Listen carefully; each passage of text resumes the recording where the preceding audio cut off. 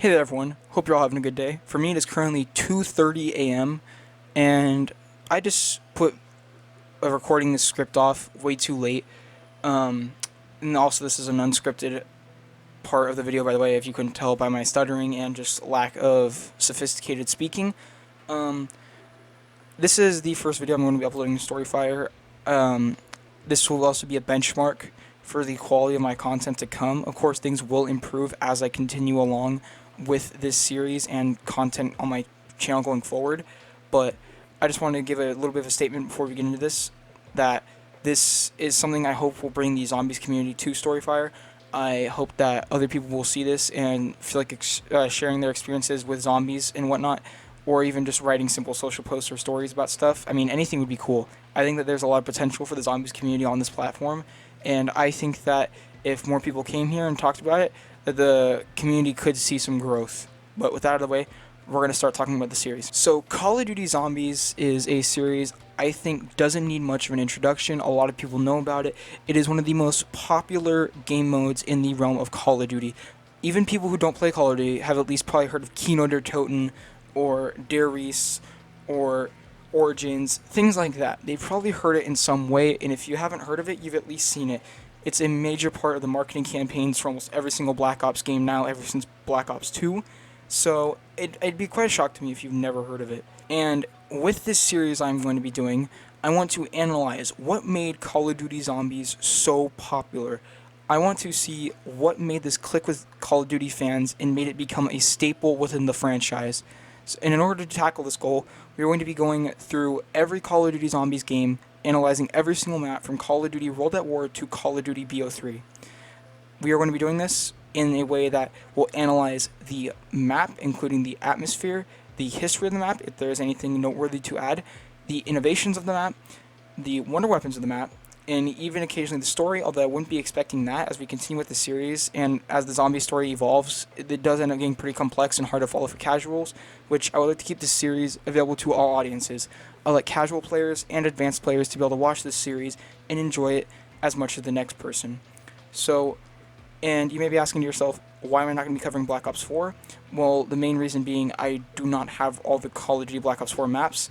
I've only played Blood of the Dead, 9, and Voyage of Despair, so those are the only maps I know anything about. I would not feel comfortable covering just those three and not the rest of the series, and I'm not going to buy the DLC for a game that is pretty much dead and I don't like much to begin with. So with that out of the way, let's get into the first map of this series, Nacht und Toten. Toten, a map known by every Zombies player, whether they're new or old, everyone has heard of this map. Those reasons probably being because the map is in 3 games total, with each of these versions varying slightly, which we will talk about later, how each version varies differently. However, I would like to start this analysis with the original World at War version. So for some context beforehand, this wasn't a big game mode yet. No one knew what this was, there wasn't a big team behind this. This was merely a small side project for Call of Duty World at War, on top of developing the campaign and on top of developing the multiplayer. Now, obviously, the series has blown up and become a major part of Call of Duty, especially the Treyarch games, but this just started as a pet project, basically, which I think makes the success of Zombies even more heartwarming, because it's just started out as a team's pet project, and it blew up and become something massive. But I think that also can attribute to some of the major factors in why a lot of people don't like World at War Zombies, those being glitchy zombies. Some of the maps are just blatantly reskins of multiplayer maps, which we'll get into with later maps that I'll discuss. And I think that there's not much context to this map beyond that. I can't find much. So this will be the last unscripted part of the video until the end, most likely. So you can expect more sophisticated talking on my end. But with that out of the way, let's get into the World at War analysis. Nacht und Toten, a map known by every Zombies player, whether they're new or old. They have heard of this map. Everyone has heard of this map that is in the Zombies community. Those reasons most likely being because it's the first map ever, and it is in 3 games, so it's pretty hard to ignore it, and it has made quite a few appearances. We can say 4 if you want to count its appearance in Revelations, but we will be starting this analysis with the World at War version of Nacht und Toten. So let's get into this analysis. Now, when this map came out, it was the first zombies map ever created. The bar was non-existent. There was nothing that came before this, nothing to set our expectations to. Hell, most people probably didn't even know this was going to be a thing. And no one had any idea it was even in the game until you would unlock it upon completing the campaign, or if you had an Xbox Live Gold membership, either one of those would give you access to the map. And upon launching the map, you would be greeted with a cutscene depicting the aftermath of a plane crash that would end with the viewer being killed by a zombie. You then spawn in a bunker with nothing but a pistol. The bunker is cold and desolate. The surrounding fog and barren fields create an aura of loneliness, like you and your teammates are truly alone and cut off from backup, support, the rest of society, everything. You and your team are truly alone, and no one is coming to save you. Now, I'd imagine this would be quite a jarring change from the heavy action of multiplayer and campaign that was basically non-stop explosions, gunfire, yelling, the whole 9 yards.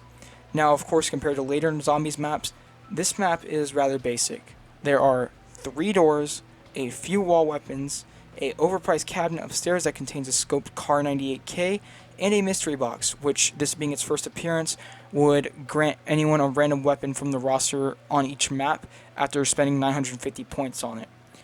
And compared to what we get in games like Black Ops 3, Black Ops 4, and hell, even late BO2, this is incredibly basic. There is no perks, there is no power switch, there is no pack-a-punch, and the only wonder weapon on this map is the ray gun, which, while is definitely a fan favorite, the effectiveness of it is rather questionable. It gets pretty bad by early 20s without pack-a-punch, so... And on the note of the ray gun, high rounds on this map can be pretty damn challenging. There's no Juggernog, meaning you'll get 2-swiped, and with the glitchiness of World at War zombies, you will get sucked into a horde of zombies and unable to escape, and with you being able to die, because again, you get 2-swiped, you're dead. There's no Jug, no Pack-a-Punch, meaning the weapons are basically weak or garbage after round 10, and the only way that I've ever seen anyone get to a high round on this map is spending a week using just a flamethrower and spawn in training because it has infinite ammo, which in my opinion is a pretty boring way to play the map. So without doing that tactic, you have no real way to get to high rounds on this map, which in my opinion could lead to it being considered as boring or lacking any real substance, because there's really no Easter egg on this map or any real quest to complete. Your goal is just purely survival, which isn't a bad thing, and it's not to be unexpected. This is the first map ever. They had no idea that any of those things could be done yet, so I don't blame them for that. But when considering the objective quality of this map, you definitely have to take that into consideration. Of course, later maps improved on some of these features, which we'll definitely discuss when we get to those versions. However, I want to discuss something here shortly, that being the story. Story of Nacht and Toten is quite simple. It's literally just a truck carrying 115 was destroyed near the bunker in a plane crash that the characters you play as arrived in. The soldiers then made their way to the bunker and defend themselves against the horde of the undead. Pretty simple compared to what we'd get later, like I said. And one last note I'd like to make before we go into BO1 is that if you hold X on the radio next to the box, it will play music. That's all that's left. So, those who would purchase the Resurrection Pack that released alongside Moon in Black Ops 1 would also receive the original World at War maps completely remade in the Black Ops 1 engine as well, getting things like graphical revamps, engine changes to help the zombies be less glitchy, the whole 9 yards.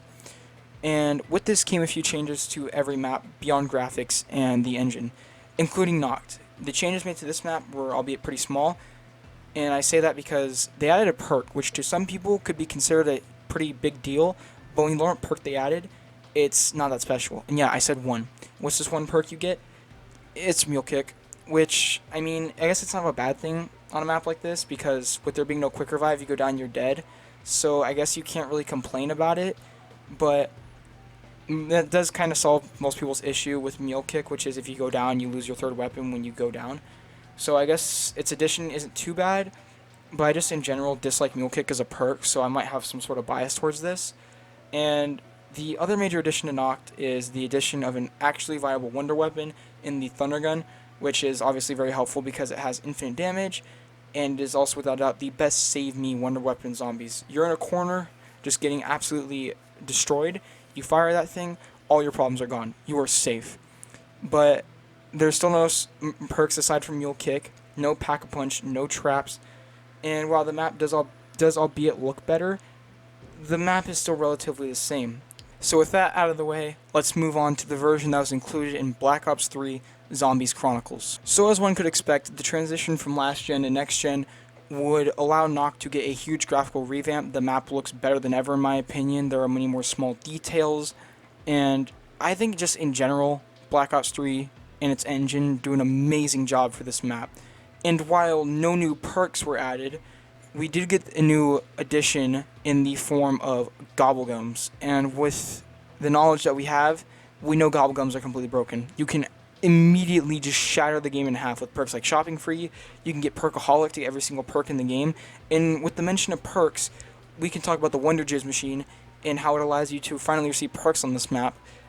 And while, albeit it's random and there aren't actual perk machines, this is still better than nothing. You can get Double Tap 2.0, which helps with, your weapon damage, which is definitely a problem that a lot of people had with the original Nacht, is that their guns would become basically water guns at a certain point.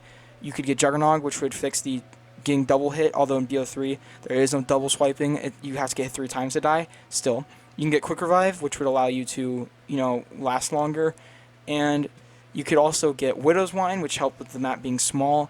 There's just all these perks gave a huge advantage to the map and really allowed it to be better.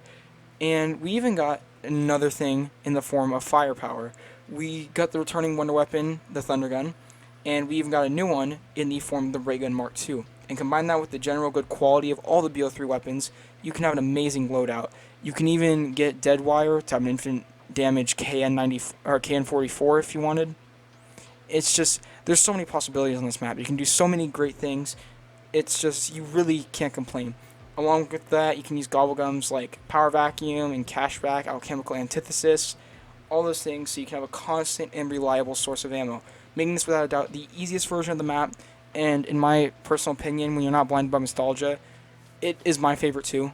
It has the most things that allow it to be more casual friendly, and it just is the most fun all around because you can actually get to high rounds without stressing over not having powerful weapons or any perks.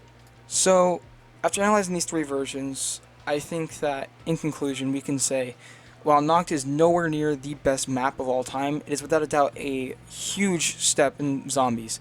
With it being the first map ever, it was the birthplace of zombies, and it's a classic for a reason. Regardless of the actual quality of the map, people love Nacht and Toten. I love it too, even though it's definitely not a very good map. It's the birthplace of zombies. You have to like it. It's just, zombies wouldn't be what it is today without it. And I appreciate it for just existing, because without it we wouldn't have gotten amazing maps that I'll discuss later on in the series why they're amazing. But I have to say thanks to Nacht and Toten for creating this incredible series. Good time is all you want, then Nacht and Toten will definitely not disappoint you. That's about all it's good for, is just some good old-fashioned hardcore survival that you can do with friends. You won't survive very long, so it's good for short games. And it's a good time all around for everybody. Now, with the analysis of the map on the way, I want to say a few things going forward with my content. Will my quality get better? Hopefully. I think for the most part my quality is pretty good. I don't know how much better I'm going to be able to get besides my voice. That's honestly going to have to come with time. I don't think I can really do anything about that. Personal conditions also make it pretty hard for me to talk at my best, I guess you could say. So I think that will definitely have to be talked about again as my series continues and as my career continues onward. But let's answer some questions that I have thought of, or that you guys might have, or just things I want to talk about in general. Will this be the only thing I upload on my channel?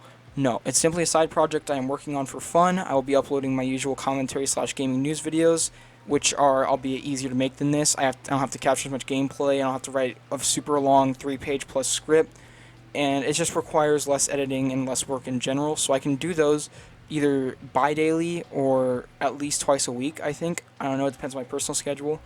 But one more thing I'd like to add on the topic of this is that when I complete this analysis series, I will be ranking them all from worst to best in my opinion. Like I said earlier, only doing World at War through BO3. Often will episodes of this series be uploaded? Hopefully anywhere from a week to 2 weeks, depending on making other videos and things going on in my personal life. Again, these videos are definitely the longest to make, meaning they're not very hard videos to make for me. I'm pretty fast when it comes to uploading videos and whatnot, and I have very supportive and helpful friends that help me make this content. So they should be coming out at least weekly, and if by any chance it takes me longer than that, then bi-weekly. But anywhere from there, I think you guys can expect that.